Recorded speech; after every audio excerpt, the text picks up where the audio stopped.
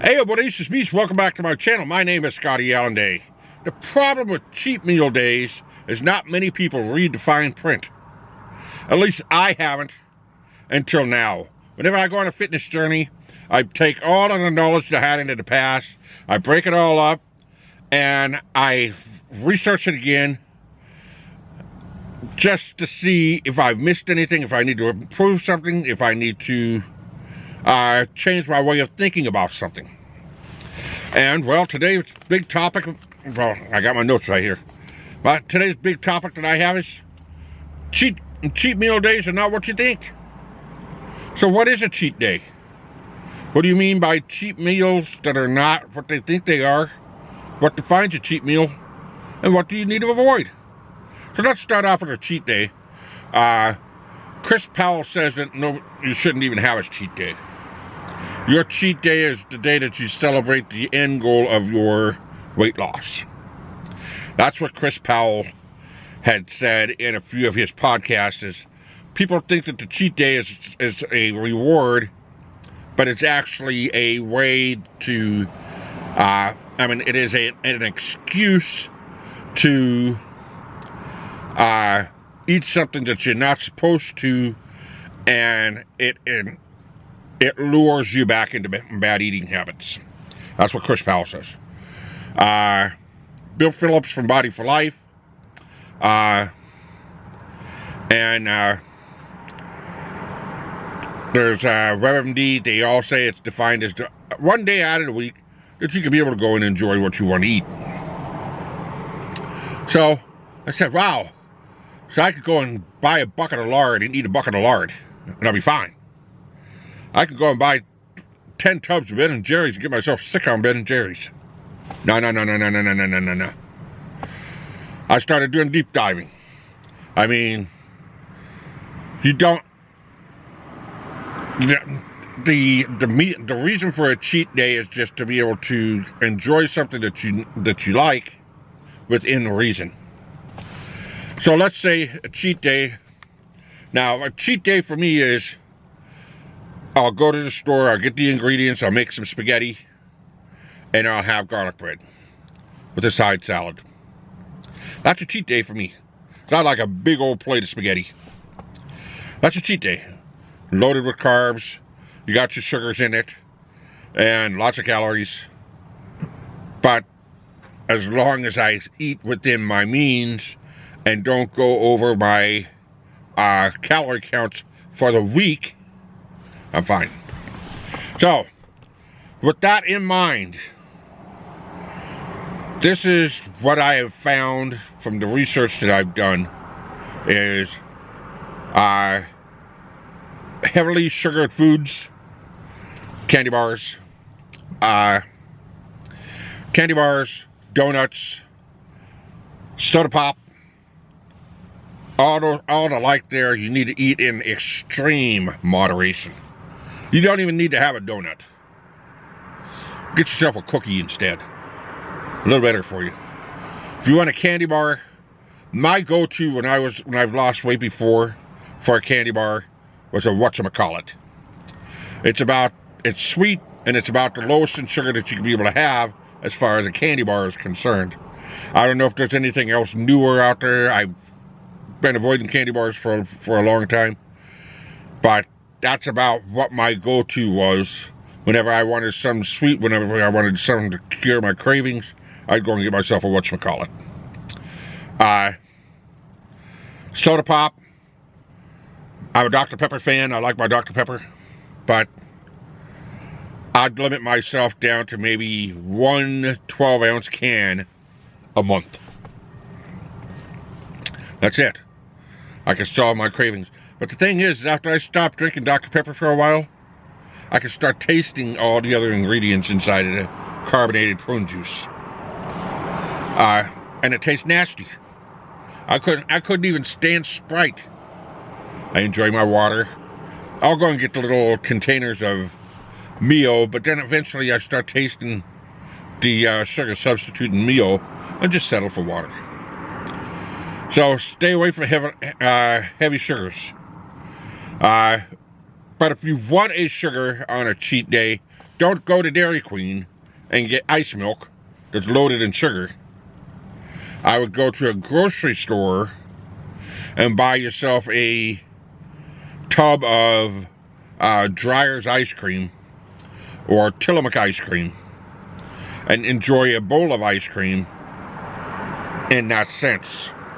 I mean, I'm not encouraging anything, but if you were on a cheat day, you had the amount of calories that you could be able to, you had a calorie bank that you could be able to enjoy 2 or 3 scoops of ice cream.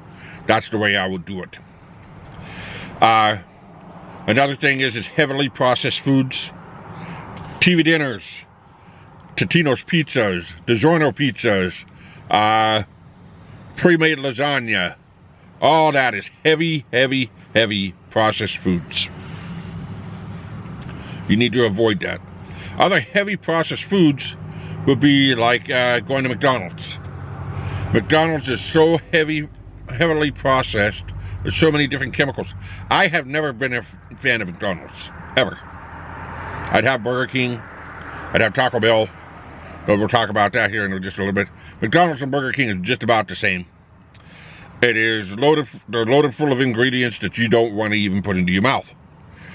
But if you're in the mood for a good hamburger, if you're in the mood for a bacon cheeseburger, if you're in the mood for something decent for a burger, and you're on a cheat day, and you want to use a cheat day.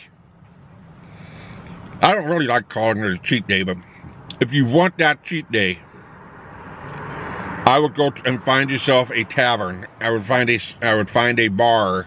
I would find a better local restaurant.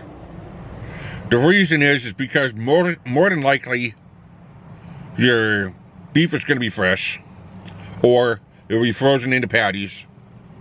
Can't get away from that. But most of your ingredients are going to be local. Your mustard's going to be mustard. McDonald's adds sugar to their mustard. McDonald's adds sugar to their ketchup. McDonald's puts sugar in the mayo. That's why it tastes so funny. I can't stand it. But the thing is, just avoid buying fast food chain burgers. If you wanted something just a little bit higher in a fast food chain burger, I would probably go to A&W. I don't know about all the other fast food chains. If you have one that you might want to recommend, do a little research on it and throw it in the comment section. I'll take a look. But you go into a restaurant, you go into a tavern, you go into a bar and you order a burger, you're going to get something decent. We hope. I always avoid French fries. Anything that's dropped in a fryer later, I avoid 100%. I used to love mozzarella sticks all the time. But I avoid anything that you drop into a fryer later. That means KFC. If I'm extremely tempted, I would go to Popeyes. Shoot, I mean, just yell at me if you want to. If I gotta have Popeyes, that's gonna be my only cheat meal for the whole month. If I want pizza, I would go to a local pizza joint. I would not go to Domino's. I would not go to Pizza Hut. I would not go to Little Caesars. If I wanted something actually in between, I might go to Papa Murphy's. But if you go to a local pizza parlor, more than likely your pizza sauce is going to be made there. You're going to get a totally different recipe. A lot of times your bread dough is made there. It's probably thrown in the fridge, it's probably thrown in the freezer, but your bread dough is made there. It's not made into a pre-rolled out cardboard patty that they're going to throw on there and it makes a noise because it's frozen. No, it's made right there.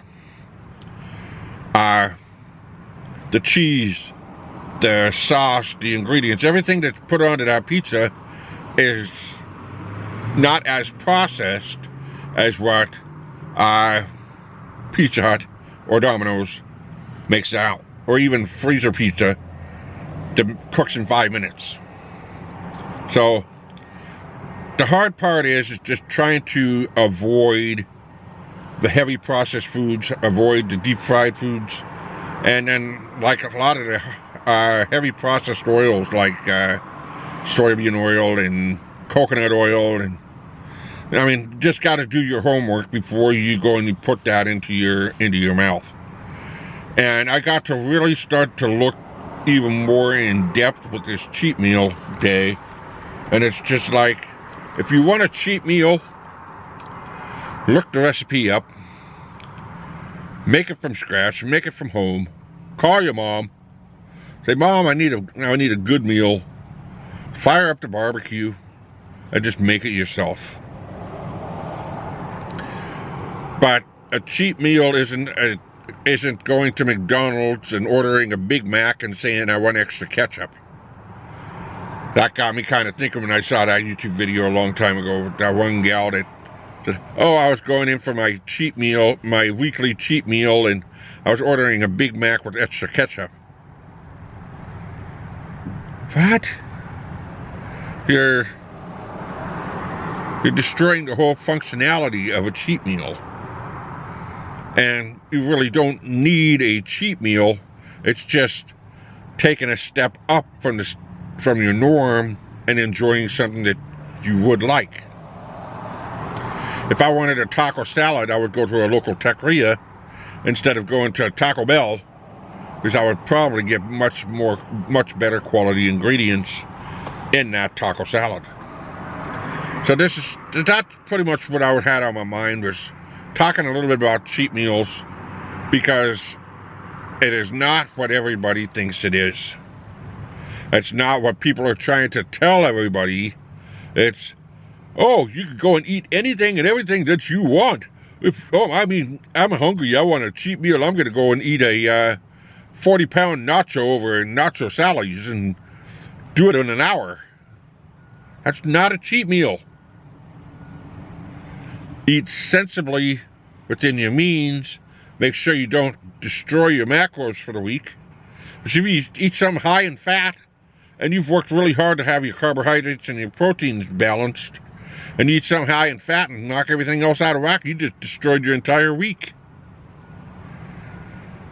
If you've banked like 5,000 calories and you decide you're going to go out and have a 15,000 calorie dinner, you just threw everything out the window. You just took 3 weeks worth of hard work and threw it out the window.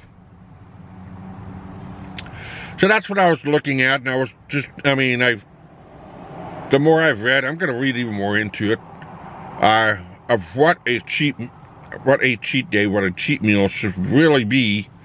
And then the more research that I do, the more I'm going to write down, the more I'm going to keep the notes. And I'm going to do a good, solid, quality video on the cheat meal, the cheat days, because I think there's more people that have this mentality wrong, just like I did, and it just needs to be corrected. So, let me know in the comment section below what you guys think a cheat meal is, what a cheat day is. Let me know in the comment section. I'm on the right track. I've been working out every day. I've been watching what I'm eating. I'm dead solid on my workout goals.